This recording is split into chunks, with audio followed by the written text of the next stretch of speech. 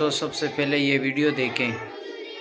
انجیر کا پھل کیا ہوتا ہے اور سوکھا ہوا کیا ہوتا ہے؟ تازہ بھی انجیر ہے، سوکھا ہوا بھی انجیر ہے، لیکن تازے کھانے میں زیادہ فائدہ ہے، اس میں کوئی شبہ ہے؟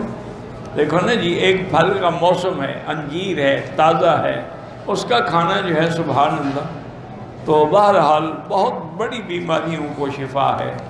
اللہ تبارک و تعالی نے اس کے اندر بڑی چیزیں رکھی ہیں اور اس کے لیے بڑے فوائد ہیں، بلکہ ایک تو روایت میں حضور نے فرمایا کہ کھایا کرو، تو جب حضور فرما دیں اور قرآن میں اللہ اس درخت کی قسم کھائیں تو پھر اس سے بڑی کوئی چیز ہوگی دنیا میں؟ بعض حکماء یہ کہتے ہیں کہ انجیر کے 4-5 دانے لیں، ان کو دھو لیں، دھو کے ایک گلاس پانی میں ڈال کے اس کے اوپر ڈھکنا دے کے رکھ دیں، وہ ساری رات رکھا رہے، صبح جب اٹھیں نہار میں وہ پانی بھی پی لیں اور وہ انجیر کے دانے بھی کھا لیں۔ وہ کہتے ہیں اس طرح زیادہ مفید ہے۔ یہ یعنی حکیموں کی بات ہے، اللہ عالم۔